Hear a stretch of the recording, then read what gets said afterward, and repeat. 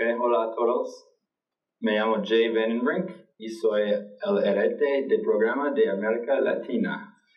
And if you don't know what I just said, I am the program manager of Latin America for Aqua Clara. And I'm going to tell you a little bit about what I've done with my now 6 years with Aqua Clara. About 2 weeks, it'll be 6 years. And then what I most recently did in 2017. So to start, I have a graph of some of the work we've done in Nicaragua. So in 2012, I worked with what Harry just mentioned, one of our partnered organizations. And the name of that organization is called AMIS.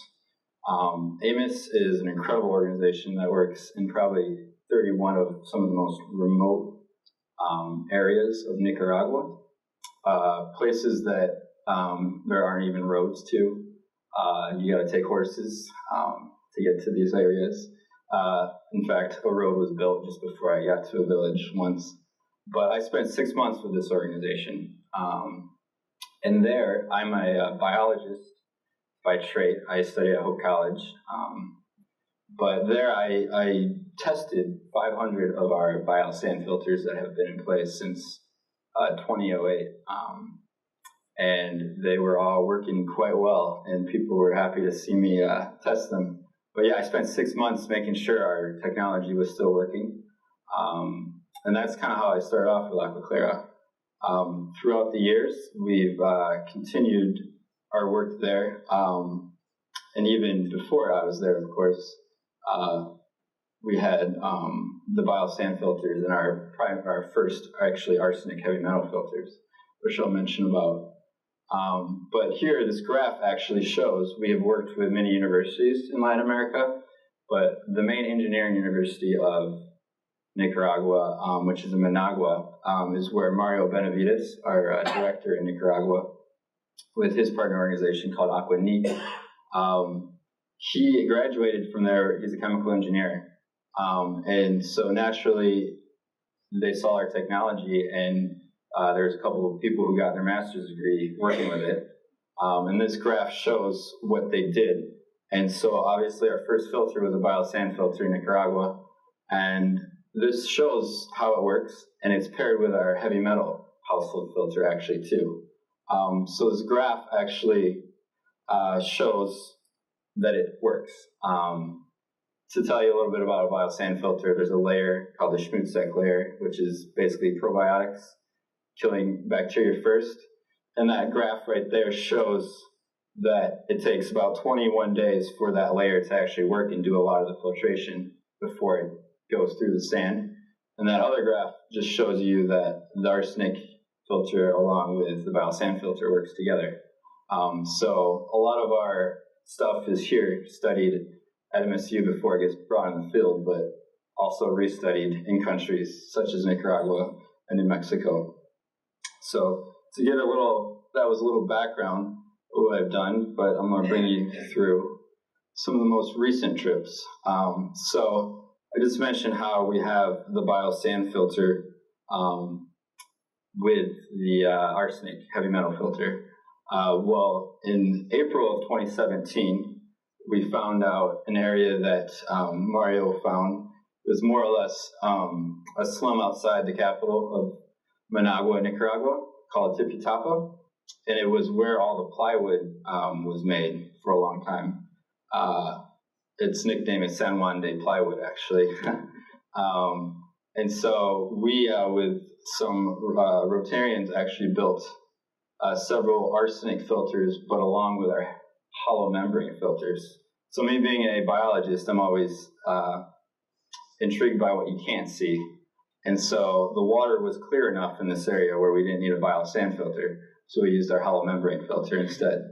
So believe it or not, I have worked in several areas of Nicaragua. Some of the most dirty water I've dealt with actually was some of the clearest water that I've dealt with. And so these filters initially get rid of the bacteria out of the water with the 0.1 micron hollow membrane technology. And to give you an idea how small that is, it's for a period 12 font on your computer, that's 600 microns. So very small holes that the bacteria gets trapped by. And so that leads to our heavy metal filters. And so, yeah, in April, we built 30 initial filters because any kind of project like this, you got to get the people involved. And now we're up to about 90 filters in this village. I'm about to finish the original 110 this winter, actually, because once people see, oh, you have a working filter, your kid's healthier, your whole family's healthier, you can go to school every day now, we want one of those too. So it's kind of a Pandora's box is kind of how I explain some of our work. When people see and feel better, it's contagious. But yeah, that was a project we did in April in an area where they were dealing with only 40 parts per billion, where 10 is the World Health Organization level, 5 in the U.S. is the level. But yeah, so they had a well, and there's just a lot of natural arsenic in Nicaragua. Not really knowing if this was completely natural from the well, because plywood uses a lot of arsenic. But yeah, that was our most recent project in Nicaragua, and we'll continue to be making these filters because Nicaragua is actually cursed with a bunch of arsenic because it's volcanic rock, consists of a lot of arsenic, and so any wells usually has arsenic in it. Here's the group photo. There's Harry and I in a household after they happily received the filters, and then the group of volunteers that came down to help us out, all from Grand Rapids. The next area where I'm going to share where we've been and continue to work is in the Sierra Gorda mountain range of Kyoto, Mexico. And this area is just a little bit northeast of Mexico City. And it is a place that has been more or less neglected, and because it's so far and hard to get to. During the rainy seasons, the roads get washed out and people are unreachable. And so we started there with one of the hardest hit areas, which is a village called San Francisco, which is almost 10,000 feet up. And it's 200 people, and all the men work at a mine, work at a mercury mine. And mining for mercury, arsenic's used. And so arsenic you can't taste, you can't smell it. And 60 of the 200 people were hospitalized. And so Mexican government was like, please help us. And so working with Kyoto, the University Autonomous down there, we went and we installed a filter in this region that supplied water to everyone who needed it. And it's a community filter, we call it, and it consists of our hollow membrane filters, which are 2 10-inch hollow membrane filters, a 90-liter container full of our adsorptious sand. And so that was constructed, and the people wanted the filter so badly that we built a filter house, and everyone used and volunteered their own extra wood to build the filter house for this project. And it was incredible how fast it was done. The people really were eager to have clean water. And so we worked with the university and the students in training with this project. As you can see right here, they're putting the filter together. And that is the filter house in the background with some of the community leaders and other community members with a group photo. And it took just about 2 days only to build what we thought maybe would be 3 or 5, just because the Mexicans were so grateful and helping. But yeah, this area was struck with over 500 parts per billion levels of arsenic, which is over 50 times the limit. And it fluctuates a little bit just due to mining practices. But yeah, that's not anything you want to deal with. And if you can't taste it or smell it, they had no idea. So yeah, the filter was just visited actually by the engineering students that we work with, working really well. This was 2 years ago now. And yeah, it's still supplying clean water to that whole village. And unfortunately, you can't close the mine. That's the only livelihood these people have. And they get paid probably $1, $1.50 a day to work in the mines. So yeah, it was really great to see this filter installed. And yeah, he was the main technician who helped us out, and he was to maintain the filter for us. And that's just a picture of him performing back flushing. So Holland membrane technology needs to be back flushed because it's collecting all the bacteria that you don't see. And so about twice a week, depending on how much it's used, it needs to be back flushed. So that's us training him, and that's just the visual of showing him that it was brought from 500 parts per billion all the way down to 0, which was just, everyone was like, wow. And so we drink the water, we show the people, this is safe to drink now. So it's always incredible to see the final product and the reaction. So yeah, that brings me to another latest project in Mexico. So that's a continuous project where we have 8 facility filters in those villages in Kyoto and Sierra Gorda region now, and we're continuing to build more. And also in the surrounding states of Mexico, Guanajuato, Hidalgo, there's a lot of industry, a lot of natural arsenic. There's just a lot of stuff in their water. So we're continuing to help and do work in central Mexico there. But this other latest project I've been worked on was in Mexico in September. Mexico had 3 earthquakes and 3 hurricanes in 3 weeks, all in September. And so working with the RCA and a church here in Holland, we were brought down to supply 200 of our hollow membrane disaster relief filters to Oaxaca, Mexico, which is South Mexico. It's Oaxaca, then Chiapas, and then Guatemala. So it's very, very poor indigenous people. Most people heard of the earthquake in Mexico City. That was awful, but everyone neglects Oaxaca kind of because it's mostly indigenous. Most of the villages you can't get to. You don't really even know where they are. But luckily, this church with their missionaries who are local Mexicans knew exactly where to bring these filters. And so they asked us to come down.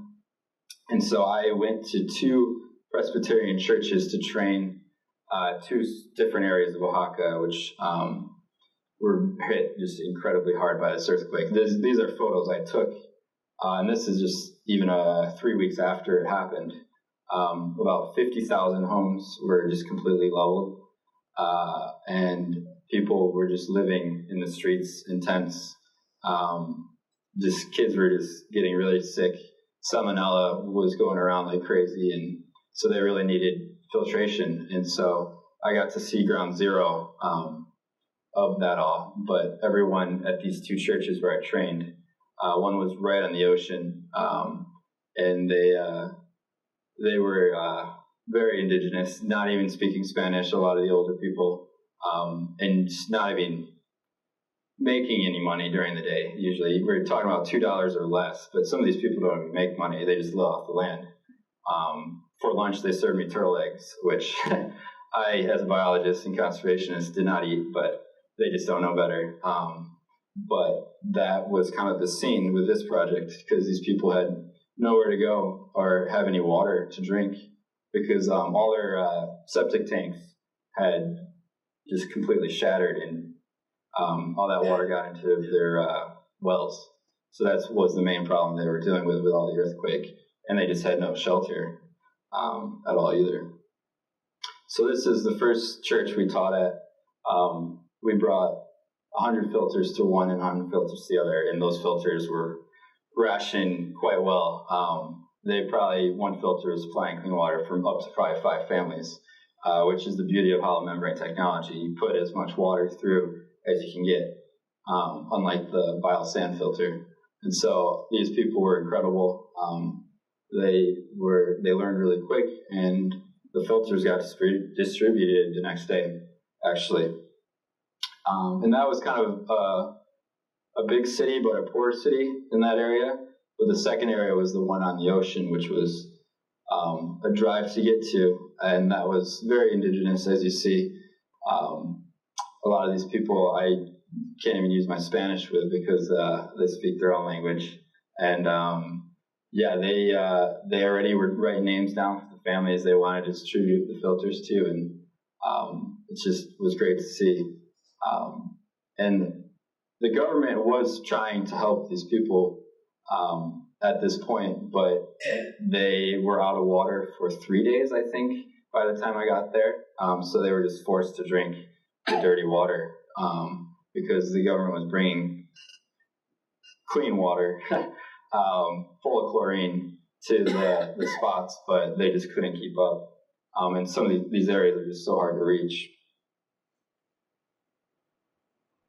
And then finally, the latest project I have been working on has been working with the Build Ford Better World Challenge, which is Ford Corporation's outreach, and it's based on clean water.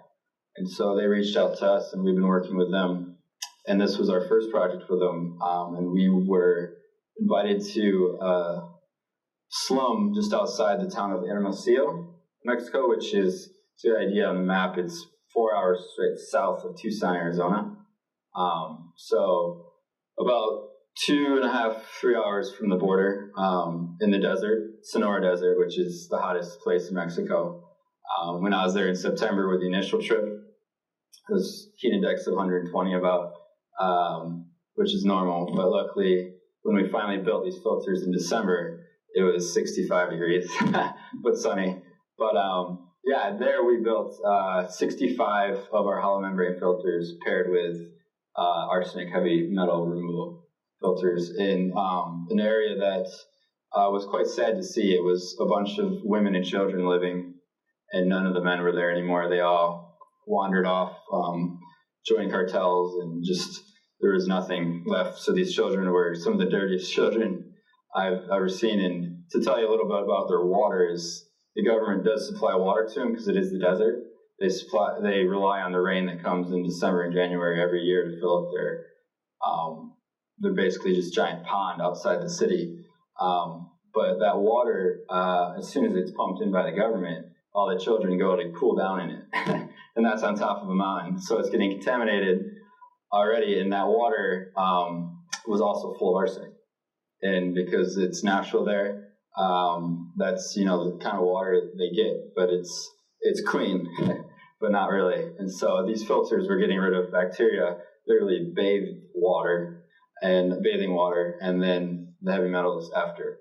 And that project was finished right before Christmas, so it was kind of a Christmas present for the families there, which was great to see. It's all grateful Mexicans helping out too. They all were trying to help, and the Ford engineers are great to work with. So yeah, that was 3 of our most recent projects in Latin America. As we are always working, I just sent more filters to Nicaragua today. But we're actually going to build a big facility filter for a community center in this area, which will supply an area for education for the kids to study. Because most of these kids don't want to go to school, but Ford's working, so they to kind of progress with clean water and with education in this area. So it was really good to see. And yeah, so as Harry said, we're in 30 countries. I've worked in several Latin American ones, but I finally was able to make it to Kenya in September and see kind of the model of how we try to bring Aqua Clara everywhere in the world, and how it works. And they do it incredibly in Kenya. So that is, and some final pictures of distributing the filters. And that's the end of our presentation.